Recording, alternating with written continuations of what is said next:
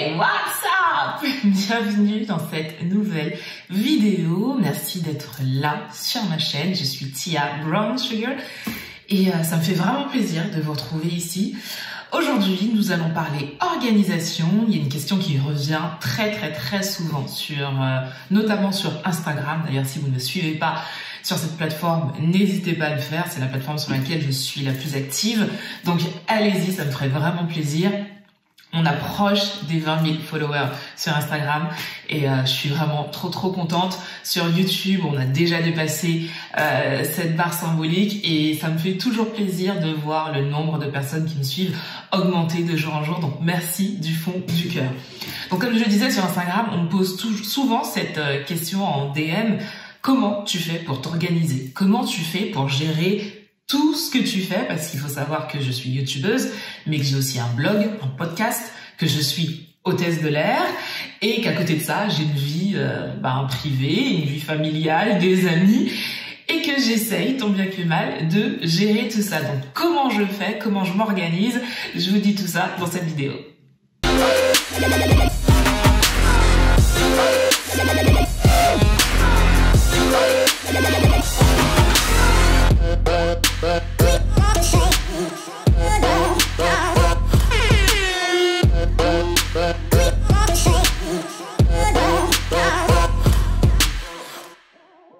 Alors, ce n'est pas évident, vraiment, ce n'est pas évident du tout, ce n'est pas quelque chose de facile et c'est d'ailleurs quelque chose que j'ai pris du temps à mettre en place. Avant, je n'étais pas du tout organisée, mais vraiment pas.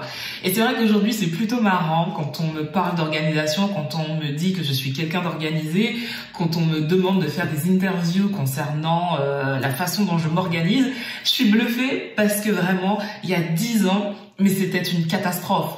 J'oubliais mes rendez-vous, je ne savais pas par où commencer, voilà, j'étais vraiment très nulle en organisation, tout était sans dessus-dessous, tout était mélangé et je n'avais aucune vision de ce que je devais faire. Aujourd'hui, ça va beaucoup mieux, je sais que je peux encore m'améliorer, mais voilà, step by step, déjà je suis arrivée à un palier où j'arrive à quand même abattre pas mal de doses de travail. Et à côté de ça, je profite quand même de la vie. Et c'est ça qui est important en fait quand vous cherchez une organisation. Pour moi, en tout cas, ce qui est important, c'est de pouvoir allier ce que vous faites de manière professionnelle et votre vie privée. On peut pas passer son temps à travailler H24, même si son travail est une passion et qu'on n'a pas l'impression de travailler. Par exemple, quand je fais des vidéos, quand j'écris un article, j'ai pas cette impression de travailler parce que j'aime ça. Maintenant, ça reste du travail. Et ce qui est important, c'est quand même de pouvoir allouer un temps à sa famille, ses amis, son chéri, sa chérie, parce que c'est quand même cet équilibre que l'on va trouver qui va faire qu'on va être vraiment efficace, que ce soit dans sa vie professionnelle ou dans sa vie privée.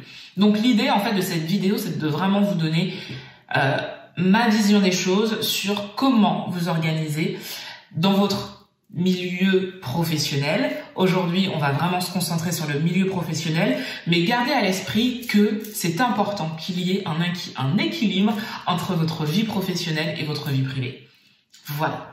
Donc, pour remettre les choses dans leur contexte, comme je vous l'ai dit, j'ai 2 blogs, une chaîne YouTube, un podcast, et à côté de ça, je suis hôtesse de l'air à plein temps. Sauf depuis le Covid, mais bon, voilà, j'ai quand même espoir que les choses s'améliorent d'ici quelques mois. Ce n'est pas évident, mais ce n'est évident pour personne, donc je vais pas me plaindre. Mais voilà, c'est une situation qui est quand même assez compliquée, et notamment pour les gens qui travaillent dans l'aérien. Mais sinon, de manière normale, je suis hôtesse de l'air à temps plein. Donc, ce qui veut dire que je dois trouver une façon de pouvoir gérer tous ces boulots que j'ai et de bien le faire. C'est surtout ça. Alors, il y a, on va dire 2-3 ans, quand j'ai commencé à vraiment travailler sur mon organisation. Alors, j'ai la lumière du jour, parce que j'avais pas envie de mettre de lumière artificielle, ce qui peut-être être déstabilisant pour vous qui regardez, mais je trouve que c'est plus sympa d'avoir la lumière du jour, donc on va rester comme ça, le plus important c'est ce que je dis. Donc en fait, ce qui s'est passé il y a 2-3 ans, j'ai commencé à travailler sur mon organisation parce qu'il fallait vraiment que je m'améliore, j'étais vraiment nulle. Et ce que j'ai fait, et peut-être c'est une chose que vous faites, j'ai commencé à faire des to-do list. Ma to-do list, c'est quoi? C'est une liste de choses que j'ai à faire de manière quotidienne. Donc, généralement, je le fais la veille, comme ça, le lendemain matin, je sais ce que j'ai à faire. Ou des fois, le matin, si j'ai pas eu le temps, je le fais le matin. Et en fait, quand j'ai commencé à faire ça, mes listes étaient très très longues. Mais vraiment très très longues. Et c'est là que j'ai réalisé que j'avais beaucoup de choses à faire. Et que même des fois, 24 heures, c'était assez compliqué de tout caser dans ce laps de temps. Et j'ai essayé de faire en fonction de ces fameuses listes que j'éditais le matin ou la veille. Et très souvent, je ne finissais pas ces listes parce qu'il y avait beaucoup de choses. Et j'ai constaté aussi, après plusieurs mois, voire, je vous ai dit, ça a commencé il y a 2-3 ans, donc on va dire il y a peut-être 1 an, j'ai constaté que je brassais de l'air. J'avais beau avoir ces listes interminables, j'avais beau avoir cette impression de faire énormément de choses, j'ai réalisé que je brassais de l'air et que je n'avançais pas. Je m'explique. En fait, je pense que c'est dans le subconscient de tout à chacun que quand on a une grande liste avec plein de choses à faire, on se dit chouette, je suis productive, chouette, je suis quelqu'un qui travaille. Sauf que dans cette liste, il y a quoi? Qu'est-ce que vous notez dans cette liste? Et finalement, quand on regarde de plus près, on réalise que dans cette liste, alors il y a oui, beaucoup de choses, mais des choses qui ne servent à rien. Quand je dis des choses qui ne servent à rien, c'est-à-dire des choses qui, au final, ne vont pas vous faire évoluer, ne vont pas vous faire progresser, ou qui, dans votre quotidien, ne vous apportent rien. Et une fois qu'on a compris ça, on a fait vraiment la moitié du boulot. Il faut avoir conscience que ce n'est pas parce que vous allez avoir 100 choses à faire sur votre liste que vous allez être plus productive et que surtout cette productivité va vous apporter quelque chose de positif. Pas du tout. Là, on est juste en train de brasser de l'air pour se sentir productif, mais on ne l'est pas en fait. Ce qu'il faut, et là, c'est ma petite astuce, c'est au lieu de faire des listes, des to-do listes interminables de choses à faire, faites des to-do listes de vos succès. Alors là, je sens que je vous ai perdu. Pourquoi faire une liste de ces succès? Déjà, si vous faites une liste de vos succès, vous verrez des succès que vous voulez réaliser. Vous allez voir qu'elle sera beaucoup, mais beaucoup plus courte que votre to-do list. Déjà là, on gagne en temps. Pourquoi? Parce que en faisant cette liste de choses à réaliser, de succès à accomplir, vous allez à l'essentiel. Et en fait, le problème des to-do list à rallonge, c'est qu'on ne va pas à l'essentiel. Et ne pas aller à l'essentiel, c'est perdre du temps. Perdre du temps, c'est perdre de l'énergie. Et vous voyez le cercle vicieux. Donc, faire une liste de vos succès, c'est faire une liste des choses importantes pour vous. Vous faites une liste des choses que vous voulez accomplir, et je parle vraiment de succès, de choses importantes pour vous. Ça peut être avoir une maison rangée, ça peut être terminer le dossier de présentation, ça peut être réussir un gâteau pour la première fois de votre vie, ça peut être réussir à courir un marathon. Peu importe le succès, peu importe le domaine, quelque chose qui vous tient à cœur, qui est important pour vous.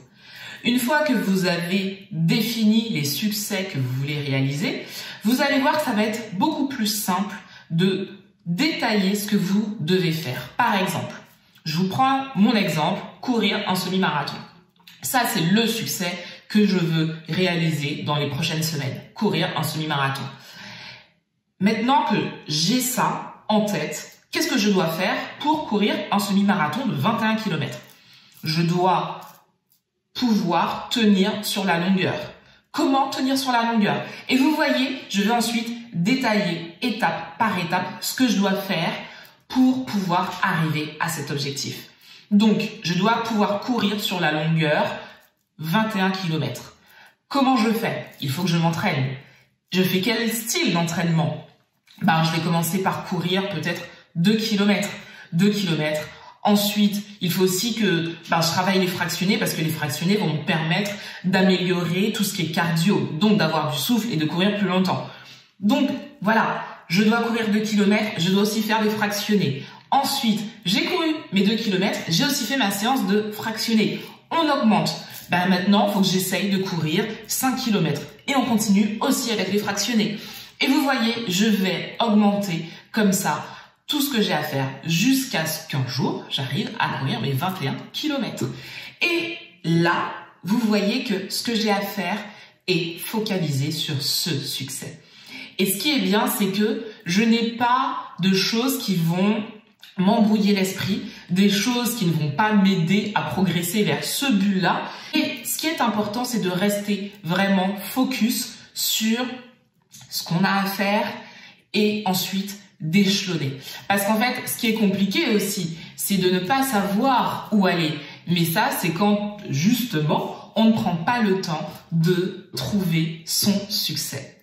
Donc, c'est une astuce qui, pour moi, fonctionne. Trouver l'essentiel pour ensuite éviter d'avoir à passer ses journées à brasser de l'air et à ne pas être créative. Et comme je l'ai dit, là, c'est l'aspect professionnel, mais ça peut aussi être dans ce que vous faites à la maison, ce que vous faites dans vos relations. Allez à l'essentiel. Si vous devez retenir une chose de cette vidéo, allez à l'essentiel. L'essentiel de ce qui va vous faire progresser, l'essentiel de ce que vous allez aimer. Faites des choses que vous aimez. Déléguez ce que vous n'aimez pas. Si vous avez la possibilité de déléguer, faites-le. Ou si vraiment ce que vous n'aimez pas, vous n'avez finalement, après réflexion, pas d'obligation de le faire, ne le faites pas. Souvent, on s'oblige à faire des choses qu'on n'aime pas et au final qui ne nous apportent rien. Pourquoi? Donc, gardez ça en tête. Faites des choses que vous aimez, qui vont vous faire grandir, qui vont vous permettre de pouvoir réaliser ce succès que vous avez là. Voilà. Si vous aussi, vous avez des astuces pour être organisé, dites-le moi. Moi, mon astuce pour être organisé, c'est d'arrêter de faire des listes, des to-do list à rallonge. C'est ça mon astuce. Arrêtez de faire des to-do list à rallonge. Allez à l'essentiel des choses que vous devez faire. Vous avez l'essentiel à faire et c'est déjà bien. Et c'est pas parce que dans une journée, vous n'aurez que 3 choses à faire que vous n'avez rien fait. Au contraire, vous avez été focus sur 3 choses essentielles. Et c'est tout. Et c'est tout ce dont vous avez besoin. Si dans votre vie, les choses essentielles, il y en a qu'une, ok. Mais si vous en avez plusieurs, pareil. Si vous avez énormément de succès à vouloir réaliser, commencez par celui qui, dans le temps, se rapproche le plus. Par exemple, vous avez quelque chose à réaliser à la fin de l'année. Ok, on va commencer par celui-là. Et ensuite, step by step, celui que je dois réaliser dans 10 ans, j'aurai le temps de voir venir. Mais tout de suite, on se concentre sur l'essentiel qui est celui qui arrive dans pas longtemps. Vous voyez ce que je veux dire?